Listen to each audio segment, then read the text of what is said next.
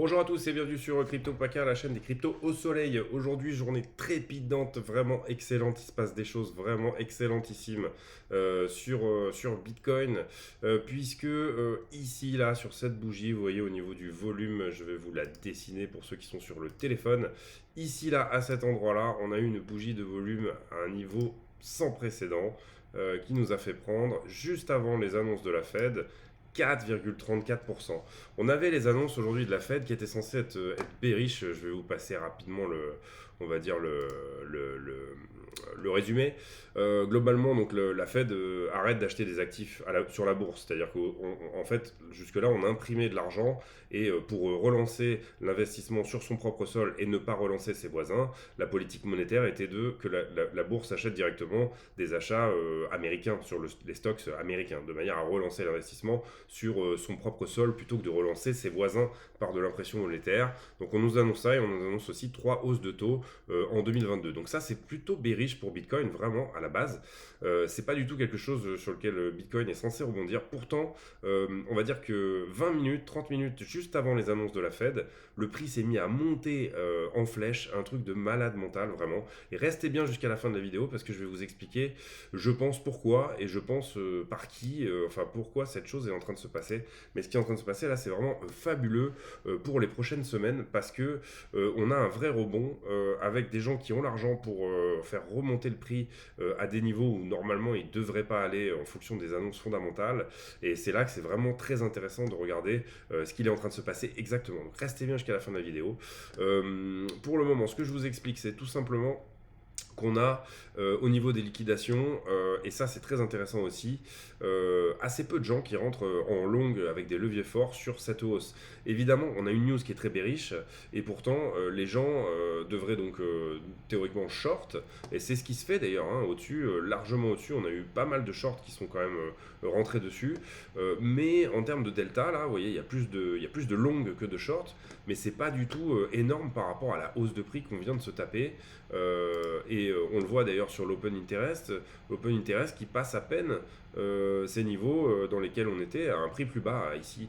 Le funding qui augmente mais c'est assez léger, et les spreads qui restent toujours un petit peu dans le négatif. Donc en fait c'est un rebond dans lequel les gens ne croient pas forcément, en tout cas pour le moment. J'espère que ça va continuer comme ça parce que ça pourrait lancer un joli short squeeze à la hausse pour Bitcoin, et on pourrait enfin sortir un petit peu de ce range. Alors on va rester probablement dans le haut du range, mais en tout cas on pourrait enfin s'extirper plutôt vers le haut du range.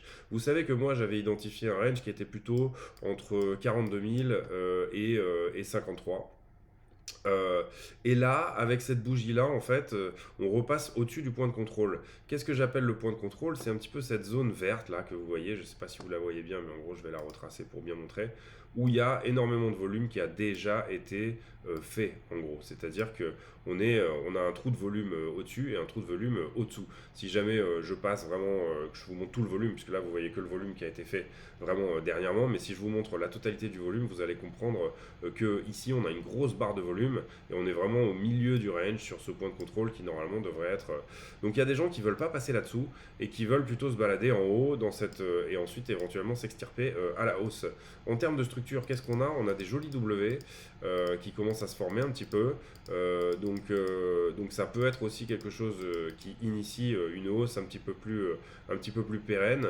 Pourquoi? Parce qu'on a un W qui se forme là, dans un autre W, et potentiellement tout ça fait partie d'un plus grand W qui lui va s'extirper à la hausse, qu'il sera confirmé que quand on aura dépassé ce niveau-là.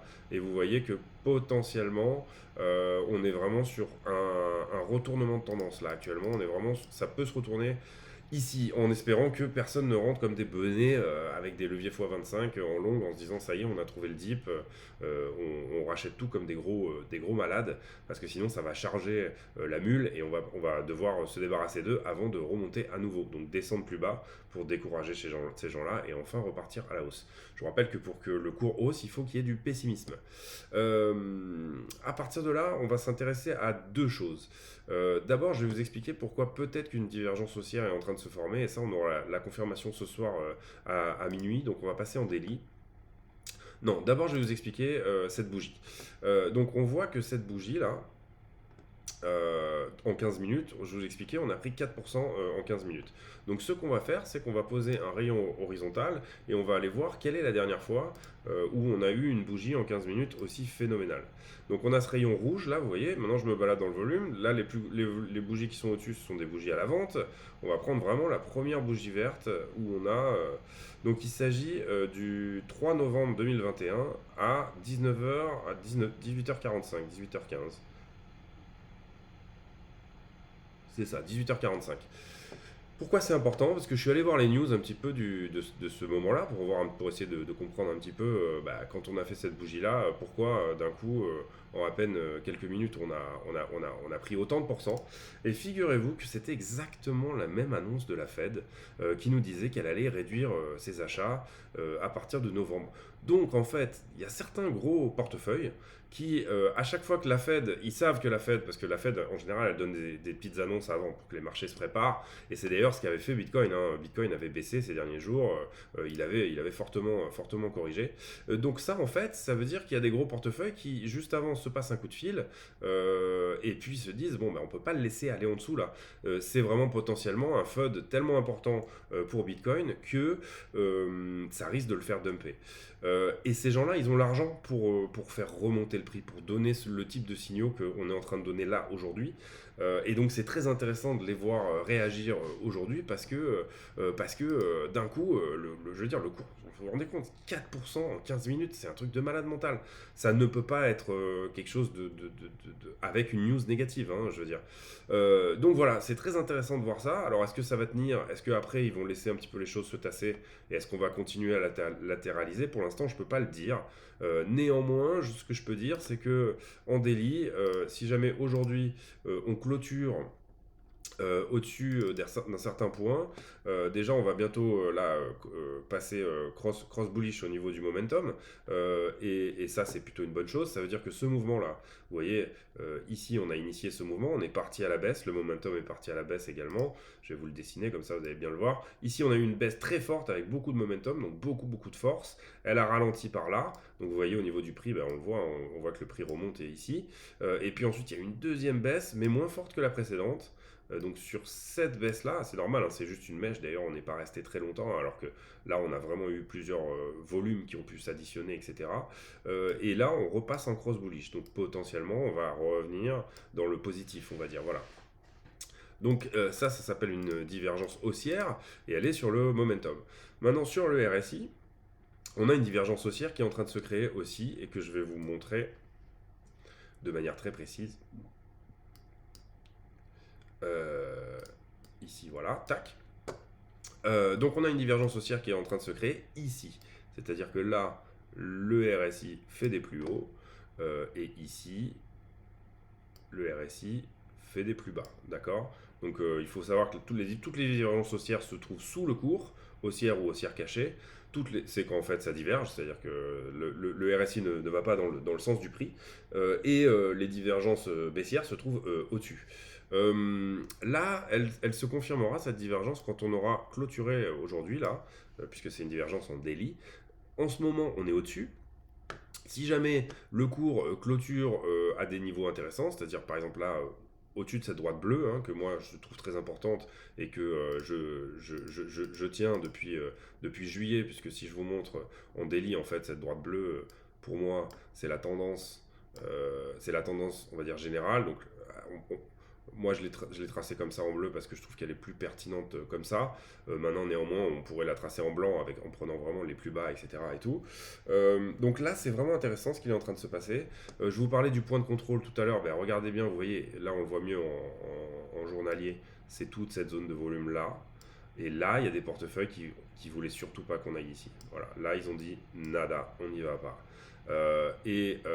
C'est ce que normalement les annonces de la Fed auraient dû nous donner, c'est d'aller retourner plutôt dans le bas de ce range, passer et latéraliser dans ce creux de volume là. Et là, il y a des très gros portefeuilles qui ont dit non, on retourne et on va potentiellement aller se balader plutôt dans ce creux là pour s'extirper à la hausse, hein, puisque ces gens là, Ces gens-là ils jouent pas 10% sur le Bitcoin ou etc. Ils ont juste envie de relancer le bull run, donc ils manipulent les prix de manière, enfin comme ils le veulent pour que ça soit le cas. Donc voilà, journée aujourd'hui, moi je trouve très bull. Est-ce qu'on va se faire rejeter et relatéraliser à nouveau? C'est possible. En tout cas ici, il y a un niveau qui est ultra défendu parce que normalement on avait une news qui était vraiment vraiment très très bear et là on sait qu'on a un niveau qui est ultra défendu. Donc il y a vraiment des bonnes chances qu'on aille jamais là. Voilà. Il y a des gens qui vont tout défendre sur le prix. Potentielle divergence ici qui est en train de se faire. Donc ça, c'est à noter, à voir d'ici 1h du matin où est-ce qu'on va clôturer cette bougie là au-dessus. Et puis vraiment des choses intéressantes qui se mettent en place potentiellement à la hausse. Et puis ça fait plaisir pour en tout cas tous les investisseurs qui ont des intérêts dans toutes les altes, etc. Et tout, qui étaient quand même pas mal en train de saigner en ce moment. Donc pour moi, le scénario idéal, là, c'est éventuellement qu'on s'extirpe du range assez rapidement, c'est-à-dire on repasse au-dessus de cette droite bleue, on reprend la tendance, éventuellement là, au-dessus de cette...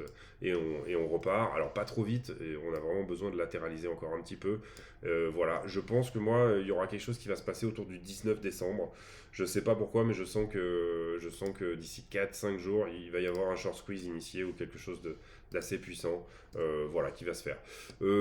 Écoutez, c'est tout pour aujourd'hui. Je pense avoir fait le tour de la journée. En tout cas, c'était une journée vraiment trépidante. On va attendre la clôture pour voir si les divergences se mettent vraiment en place et puis voir ce qui se passe aussi sur la journée de demain. En tout cas, les portefeuilles de tout le monde ont dû là gentiment reprendre. Alors, il n'y a rien qui est cassé, hein, j'ai envie de vous dire. Il faut quand même remettre les choses aussi dans leur perspective. Par contre, c'est des signaux. Alors qu'on a une news bearish et que le Bitcoin augmente comme ça, c'est un signal très fort. Mais on est toujours dans cette traîne là, espèce de drapeau un peu baissier, de canal baissier, de laquelle il va falloir qu'on dégage parce que c'est pas très sain de descendre comme ça. Mais je pense que là, on initie quelque chose qui peut potentiellement avoir la force de sortir de ça et au moins se balader un petit peu plus haut, commencer à dessiner des W au-dessus et puis se casser de là. Voilà, c'est un petit peu mon avis sur le moment. Je trouve que c'est très intéressant en tout cas de voir les gros portefeuilles agir maintenant. Et voilà, si jamais cette petite update du prix vous a plu, n'hésitez pas à laisser un pouce bleu, vous abonner, activer la cloche des notifications, laisser un commentaire, ça fait toujours plaisir. Éventuellement, vous n'hésitez pas aussi à partager, etc. La chaîne a à peine plus de 10 jours, 10-12 jours, donc il faut vraiment essayer d'encourager ce type d'initiative, donc n'hésitez pas à passer le message autour de vous. L'idée étant de rapidement arriver à une centaine d'abonnés pour avoir un contenu solide aussi de gens qui regardent régulièrement les vidéos. Voilà, c'est tout pour aujourd'hui. Merci beaucoup. Passez une bonne soirée. Merci. À plus.